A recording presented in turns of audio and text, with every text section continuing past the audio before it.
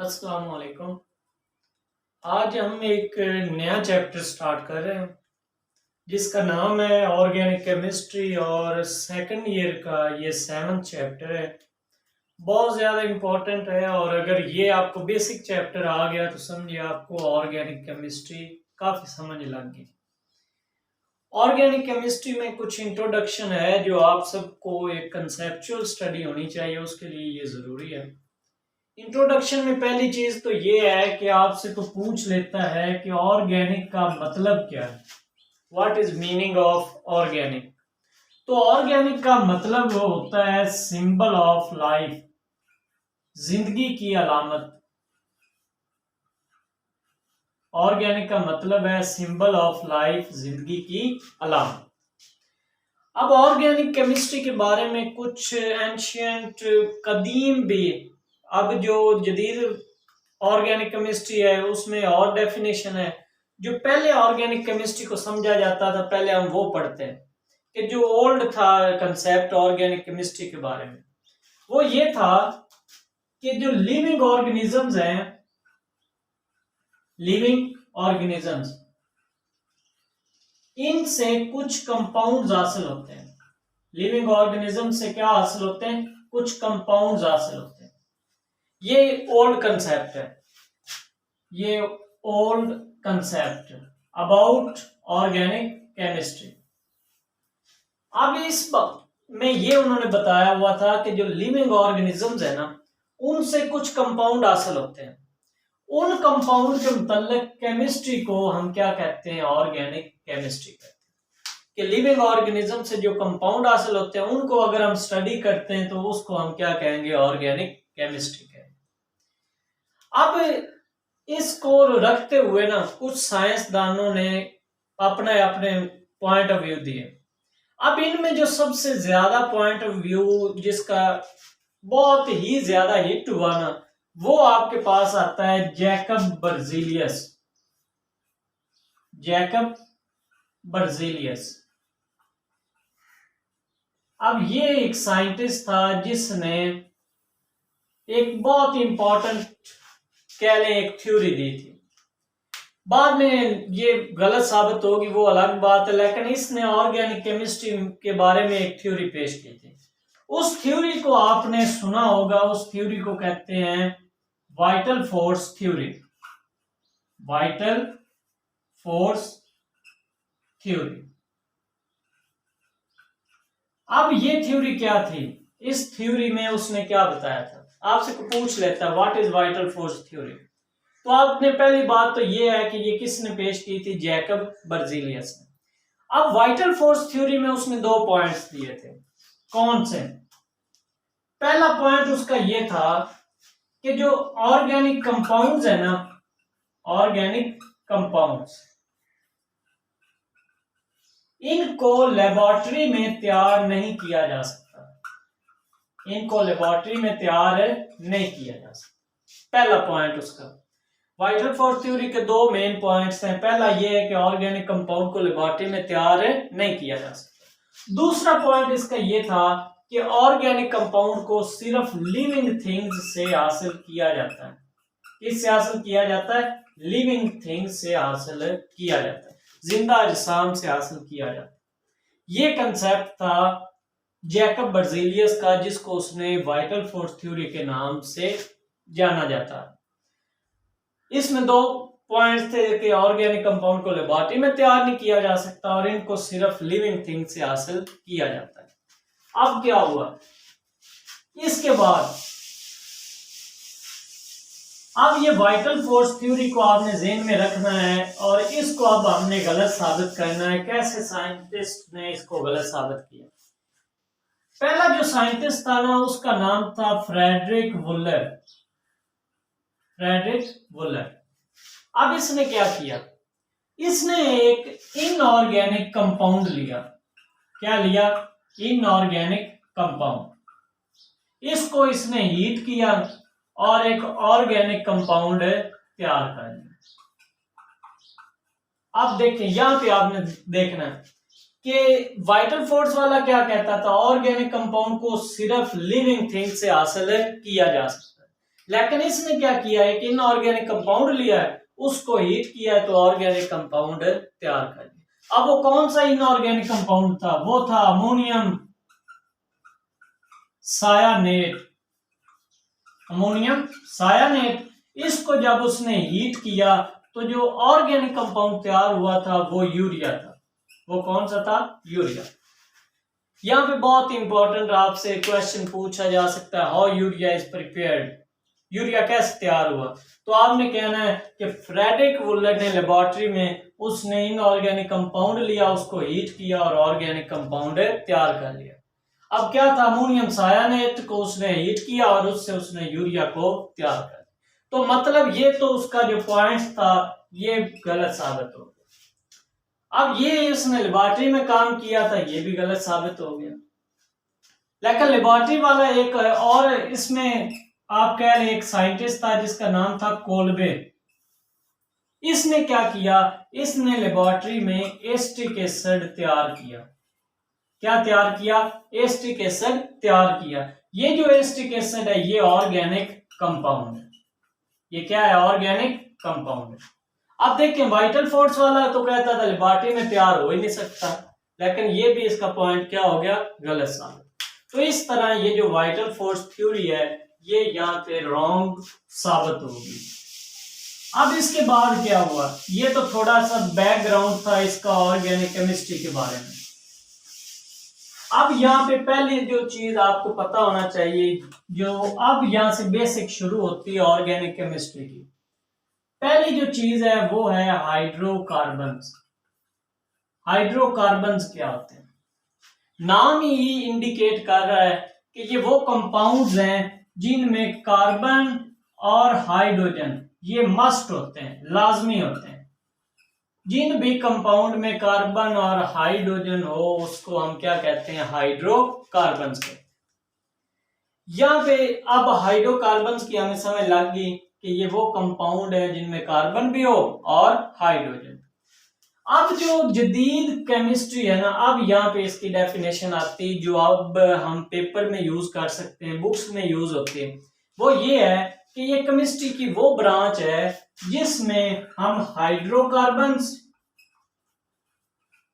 और उनके डेरिवेटिव्स का मुताला करते हैं। हम हाइड्रोकार्बन्स और उनके डेरिवेटिव्स का मुताला करते हैं, स्टडी करते हैं, उसको हम क्या कहते हैं? ऑर्गेनिक केमिस्ट्री कहते हैं। अब इसमें यहाँ पे एक चीज आती है, यहाँ पे आपका एक कंसेप्ट क्लियर हो जाएगा। अब यहाँ पे ये कोई आपसे पूछ लेता है carbon dioxide, water, carbon monoxide. अब यहाँ पे आपसे कोई पूछता है कि ये बताएं ये जो कंपाउंड है ये ऑर्गेनिक हैं या इनऑर्गेनिक। तो देखें यहाँ पे आपने ये जल्दी से नहीं कहना जी कार्बन है तो ऑर्गेनिक है, हाइड्रोजन है तो ऑर्गेनिक है, नहीं, बल्कि ये जो तीनों कंपाउंड है ये इनऑर्गेनिक है। क्यों इनऑर्गेनिक है? क्योंकि इसमें कार्बन तो है लेकिन हाइड्रोजन नहीं है, इसमें हाइड्रोजन तो है लेकिन कार्बन नहीं है, इसमें कार्बन है हाइड्रोजन है नहीं। अब बेंजीन देखें C6H6, ये बेंजीन है। अब ये ऑर्गेनिक है या इनऑर्गेनिक? ऑर्गेनिक, क्योंकि इसमें कार्बन भी है और हाइड्रोजन भी। तो इस तरह वो कंपाउंड जिनमें कार्बन भी होगा और हाइड्रोजन भी होगा ये दोनों लाजमी हैं, उनको ही हम क्या कहेंगे? ऑर्गेनिक कंपाउंड्स कहेंगे। तो ये तो हो गया ऑर्गेनिक केमिस्ट्री का थोड़ा सा इंट्रोडक्शन। अब यहाँ पे हम पढ़ेंगे ऑर्गेनिक कंपाउंड्स की कुछ प्रॉपर्टीज। ऑर्गेनिक कंपाउंड्स की प्रॉपर्टीज, बहुत सारी इसकी प्रॉपर्टीज हैं लेकिन हम सिर्फ यहाँ पे 2-3 प्रॉपर्टीज जो बहुत ज्यादा इंपॉर्टेंट है वो पढ़ेंगे। पहली जो प्रॉपर्टी है ना वो है कैटिनेशन। कैटिनेशन क्या होती है? जो कार्बन एटम होता है ना इसका ये सलाहियत होती, टेंडेंसी होती है कि ये आपस में जुड़कर ये स्ट्रेट चेन कंपाउंड भी बना सकते हैं, ये आपस में जुड़कर ये ब्रांच चेन कंपाउंड्स भी बना सकते हैं। ठीक है, इसी जो इसकी प्रॉपर्टी है, ये जो इनकी एबिलिटी है, इसको ही हम क्या कहते हैं? कैटिनेशन कहते हैं। कि कार्बन एटम आपस में जुड़कर स्ट्रेट चेन कंपाउंड भी बना सकते हैं और कार्बन एटम आपस में जुड़कर ब्रांच चेन कंपाउंड भी बना सकते हैं। इसी वजह से ये जो प्रॉपर्टी है इसको हम क्या कहते हैं, कैटिनेशन कहते हैं। अब यहाँ पे आप इसको ये भी देख लें, आपने देखा होगा कि ऑर्गेनिक कंपाउंड्स की जो तादाद है ना वो बहुत ज्यादा है। क्या है? बहुत ज्यादा है। अब अगर आपसे कोई पूछ ले कि ये क्यों ज्यादा ऑर्गेनिक कंपाउंड की तादाद, तो उसमें भी आप ये रीजन दे सकते हैं कि कैटिनेशन की वजह से भी उनकी तादाद ज्यादा, क्योंकि कार्बन एटम की ये टेंडेंसी वो आपस में जुड़ते जाते हैं, स्ट्रेट चेन भी बना सकते हैं, ब्रांच चेन भी बना सकते हैं और बहुत सारे कंपाउंड इस तरह बनते जाते हैं। पहली वजह तो ये होगी कार्बन है, ये ऑर्गेनिक कंपाउंड की तादाद ज्यादा क्यों है। दूसरी जो रीजन है ना ऑर्गेनिक कंपाउंड की तादाद क्यों ज्यादा है, वो है आपके पास आइसोमरिज्म। अब ये आइसोमरिज्म क्या होता है? आइसोमरिज्म ये है कि वो कंपाउंड्स जिनका मॉलिक्यूलर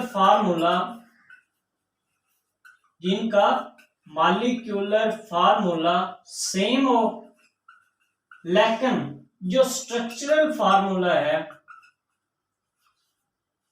ये क्या होता है, डिफरेंट होता है। वो कंपाउंड जिनका मॉलिक्यूलर फार्मूला सेम लेकिन स्ट्रक्चर फार्मूला डिफरेंट हो, उनको हम आइसोमर्स कहते हैं। क्या कहते हैं? आइसोमर्स। और उस फिनोमेना को हम क्या कहते हैं? आइसोमरिज्म कहते हैं। अब आपसे कोई इसको समझने के लिए एक बहुत ही आसान सी एग्जांपल है और बहुत फनी सी एग्जांपल है। ये हमारे पाकिस्तान में दो शख्सियात बहुत मशहूर मरूफ हैं। एक आपके पास ये जस्ट समझने के लिए, एक आपके पास ये क्या है, रीमा साहबा है, एक आपके पास मीरा साहबा।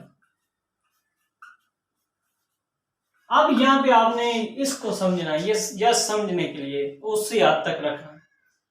अब देखिए यहाँ पे आर कितने हैं, आर कितने, एक है। इधर भी आर कितना है, एक है। उसके बाद ई कितने, दो। इधर भी कितने, दो। एम एक है, एम एक, ए एक है, ए एक है। मतलब इनका मॉलिक्यूलर फार्मूला असल में होता क्या है? मॉलिक्यूलर फार्मूला किसी मॉलिक्यूल में एटम की तादाद को जो जाहिर करता है उसको हम क्या कहते हैं? Molecular formula. वो फार्मूला जो किसी मॉलिक्यूल के अंदर एटम की तादाद को जाहिर करता है। For example molecular formula of water H2O। ठीक है, अब ये तो फार्मूला की समझ लगी। स्ट्रक्चर फार्मूला क्या है? ये वो फार्मूला है जो किसी मॉलिक्यूल में एटम की अरेंजमेंट को, तरतीब को जाहिर करता है। ठीक हो गया? अच्छा, अब यहाँ पे देखें, इनमें मॉलिक्यूल की तादाद क्या है? सेम है। मतलब इनका मॉलिक्यूलर फार्मूला क्या है? सेम है, लेकिन स्ट्रक्चरल फार्मूला क्या है? डिफरेंट। उनकी अरेंजमेंट क्या है? डिफरेंट है। तो ये दोनों भी क्या है? एक दूसरे के आइसोमर्स हैं। ठीक है ना, ये समझने के लिए। तो ये इस तरह आइसोमरिज्म आप समझ सकते हैं। अब यहाँ पे क्वेश्चन रेज ये होता है कि आइसोमरिज्म से कंपाउंड की तादाद कैसे इंक्रीज होती है?